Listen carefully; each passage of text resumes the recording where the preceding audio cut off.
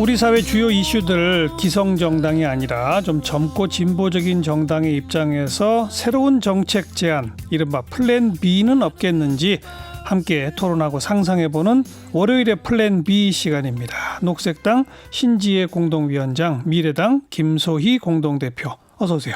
네, 안녕하세요. 안녕하세요. 네, 요새 국회 돌아가는 거 보면 어때요?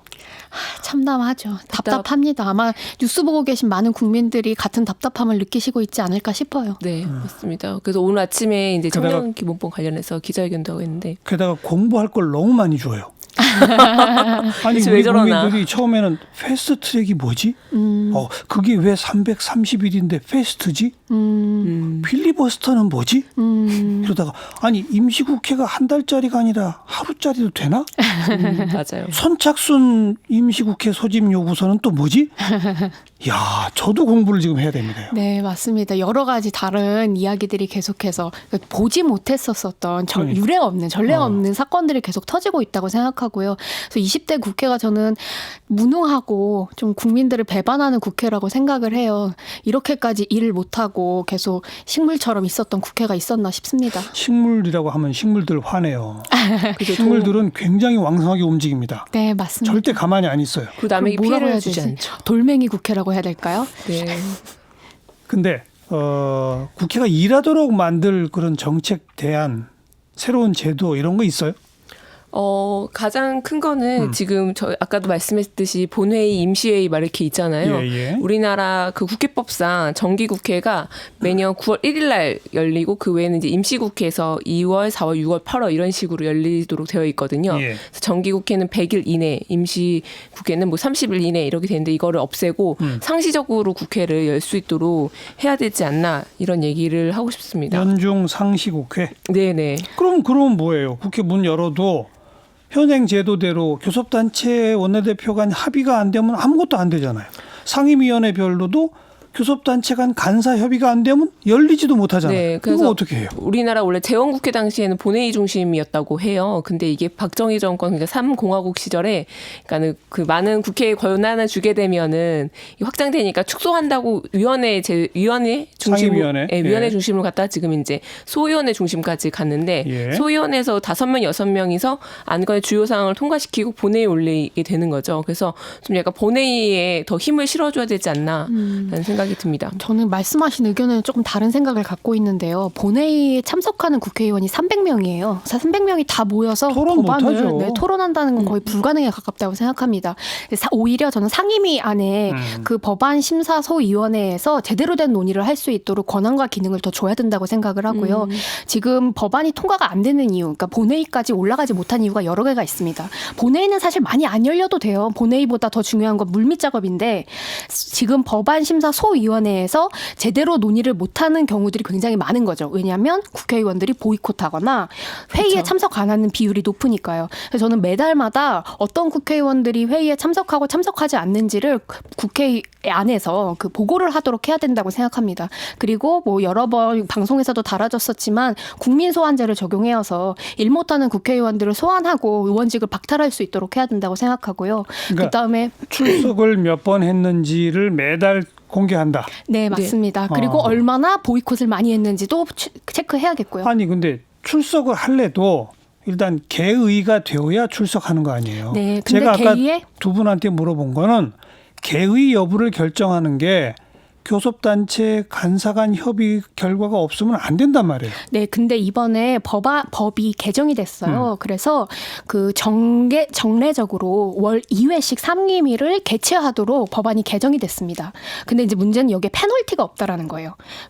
강제적으로 2회를 하기로 여기에 써져 있는데 법안에 페널티가 없으면 잘 안 지킬 걸 아니에요. 그러니까 국회의원 소환제를 적용을 시켜서 페널티를 줄 수 있도록 하자는 것이죠. 그러면은 강제적으로 두 번 하라 그랬는데 거기에 반대한 국회의원들이나 간사는 그거 가지고 당연히 될까요? 국민 소환제 이거는 사실 헌법까지 바꿔야 되는 지금 그런 사안인데. 네, 근데 그죠? 페널티가 근데 적용이 된다면 아니 그러니까 그 상임위 2번 하기로 했는데 거기에 불출석했다. 그렇다고 그 지역구에 있는 주민들이 연판장을 돌려서 우리 국회의원 빨리 그 소환시켜서 자릅시다. 금방금방 되나요? 안 될 거예요. 근데 이렇게 국회의원들에 대해서 감사하는 기구가 사실 있어요. 국회 안에. 그 국회의원 뭐 특별윤리위원회인데 여기 가장 큰 함정이 뭐냐면 국회의원들로 구성이 되어 있다는 거예요. 그러니까는 자기가 자기 스스로 그거 감사할 수 있도록 해놨기 때문에 이거 국회의원 국회 윤리특별위원회를 없애고 국회의원 감사기구 독립적인 기구를 만들어야 된다라는 생각입니다. 왜냐하면 자기가 어떻게 자기 스스로 감사를 합니까? 네. 근데 페널티에 대해서 제가 조금 더 말씀드리면 국민 소환제뿐만이 아니라 여러 가지 다른 방식의 페널티가 전 주어져야 된다고 생각해요. 예를 들면 세비를 일하지 않는 국회의원들의 세비를 삭감한다든지 뭐 아니면 상임위원 자격을 박탈한다든지 국회의원 자격이 아니라요. 누가 왜 심사해요? 국회 안에서 그런 기준들을 만들어야겠죠. 근데 예를 들면 그거 국회의원들이 만들어야 되잖아요. 그렇죠. 그러니까 국회가 움직여서 법안을 바꿔야 되기는 하죠. 그런데 현재 20대 국회 안에서 일하는 국회를 만들기 위한 법안이 지금 상임위에 통과된 상태예요. 근데 지금 법사위에서 계류되어 있는 상황입니다. 주된 내용이 뭐예요? 아까 말씀드렸던 것처럼 일하지 않는 의원의 세비 삭감, 그다음에 상임위원 일하지 않는 국회의원의 상임위원의 자격을 박탈할 수 있도록 하는 것, 의원직 박탈까지 가는 것, 여러 가지 다른 방식의 페널티를 적용할 수 있도록 하자는 것이죠. 근데 그게 지금 계류되어 있는 상황이어서 논의가 안 되고 있어요. 근데 뭐 계류되어 있는 법안이 한두 개겠습니까? 지금 민생 법안까지 다 계류되어 있는데 그래서 저는 이번에 패스트트랙 하나라도 빨리 통과되는 것이 중요하다고 생각하고요. 차근차근 국회 개혁을 위한 논의들을 이어나가야 된다고 생각합니다. 네, 여기서 근데 또 가장 큰 게 이런 식으로 뭐가 과반을 넘건 하는 게 그 큰 정당들로 의원 수가 꽉 채워져 있기 때문에 하거든요. 그래서 사실 이런 국회 개혁에서 가장 큰 개혁이 저는 봤을 때는 지금 올라와 있는 선거제도 민주당이 어떤 수를 써서라도 무조건 통과시켜야 된다. 자유한국당이 지금 계속 저렇게 발목 잡기 정치를 하고 있는데 그 민주당으로만 충분히 통과시킬 수 있거든요. 지금 과반 넘긴다면은. 그래서 지금 여기서 선거제도 개혁이 아마 안 된다면 우리는 지금 이 국회 알겠어요. 모습을 무한으로 반복해서 볼 수밖에 없다. 제가 이제 두 분한테 참 답답한 우리 국회, 일하는 국회를 만들기 위해서는 어떻게 해야 합니까? 그랬더니 두 분의 주된 목소리가 일 안 하면 혼내주는 제도 만들자. 세비 깎자.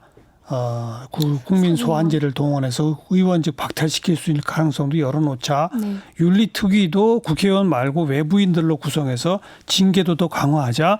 일 안 하면 혼내주는 그걸 쭉 얘기하시다가 그게 정치 문화를 바꾸려면 선거제도가 바뀌어야 한다. 이제 여기까지 왔는데 그래도 딱 손에 잡히는 뭐가 없어요. 근데 이게 도깨비 방망이 같은 방법이 하나 있었으면 뭐예요, 벌써 뭐? 되고도 남았죠. 없다고요? 네. 그러니까 여러 가지 문제들이 고질적으로 그 병행되어서 있었던 문제이기 때문에 다양한 문제들을 여러 가지 방법으로 풀어야 된다고 생각하고요. 여기에 제가 하나 더 추가시키고 싶은 것이 법사위에 관련한 내용이에요. 지금 상임위에서 통과돼도 한국 같은 경우에는 법안의 재개차구 심사를 법사위 자체에서 보고 있잖아요. 근데 원래 이 기능은 법적으로 충돌되는 부분이 없는지 미비점이 없는지 위헌인 부분이 없는지 검토하는 기능이거든요. 그렇죠. 근데 법사위가 한국은 마치 미국의 상원의 역할을 하고 있다는 거예요. 맞아요. 그래서 원래 통과돼야 되는 합리적인 법안이라고 할지라도 법사위 안에서 목리부리기 하면서 여러 민생 법안이나 경제 법안 같은 것들이 모두 다 좌초된 일들이 많습니다. 그래서 저는 법사위가 폐지돼야 된다고 알겠습니다. 생각을 하고 있어요. 그 얘기는 오래전부터 또 나왔던 얘기고 연중 상시국회도 오래전부터 나왔던 얘기고 윤리특위의 민간화 이것도 역시 제안됐던 바이고 국민 소환제도 거론된 바들이고요. 이 저도 밖에 똑같은 얘기 계속 반복하고 싶지가 않은데. 그거는 사실은 우리나라 의원실이 사실 자영업이에요.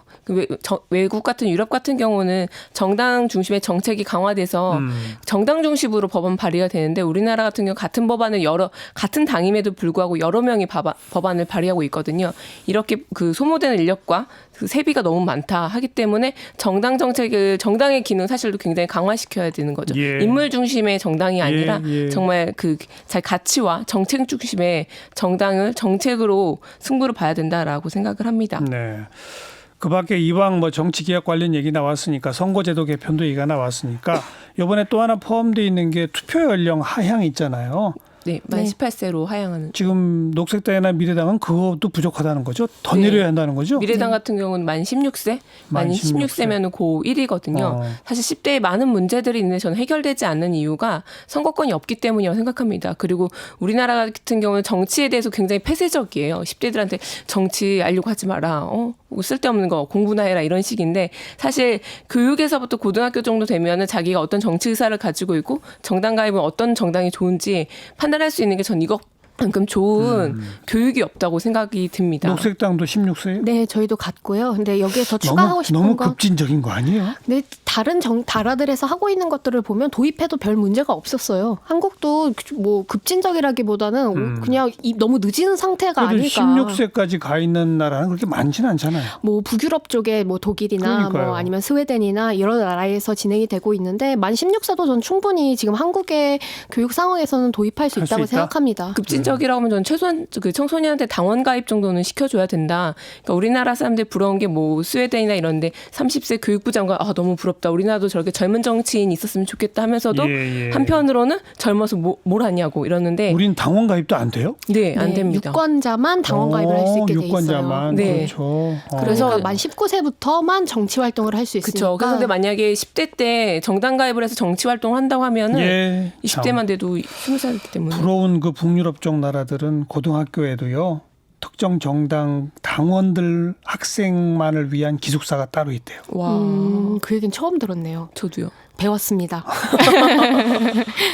그리고 선거도 좀 바꿔야 할 게 있다. 그런 주장을 펴고 계시죠? 네, 지금 사실 선거제도를 개혁하는 것 자체가 국회 개혁과 연결되어 있는 것이죠. 네. 어떤 방식으로 국회를 뽑을 것인지를 결정하는 룰이니까요. 근데 한국의 선거법 같은 경우에는 그 유세 같은 것들이 굉장히 어렵고 일단 선거에 많은 사람들이 진입하기 어렵게 높은 성벽을 쌓아놨어요. 예를 들어 기탁금. 네.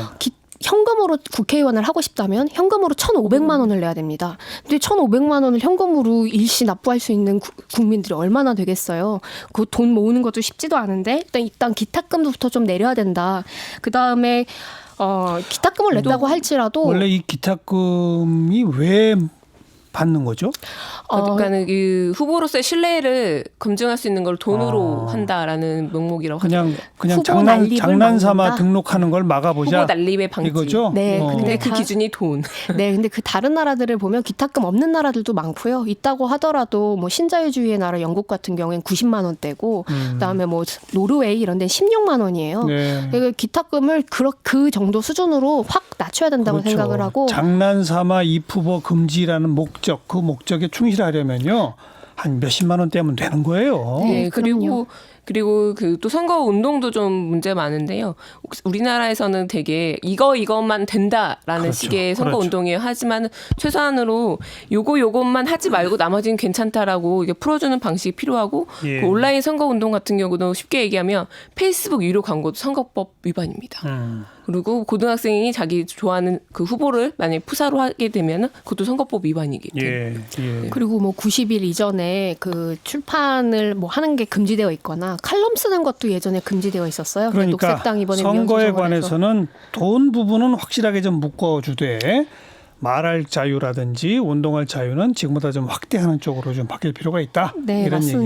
얘기고. 너무 과대하게 금지되어 있죠. 과다하게. 그리고 그 많은 분들이 궁금해하신 게 왜 선거 기간 운동 기간만 저렇게 나와가지고 표 달라고 하냐 하시겠지만은 선거법상 그렇게 기간을 정해놨거든요. 예, 그래서 예. 항시 선거 운동이 가능하도록 해놓으면은 언제든지 감시가 가능하죠. 네. 그리고 제가 또 추가하고 싶은 게요. 시간 저희 없어요. 짧게. 선거 공보문이나 이런 것의 크기나 피켓의 크기도 다 정해져 있어요. 맞아요.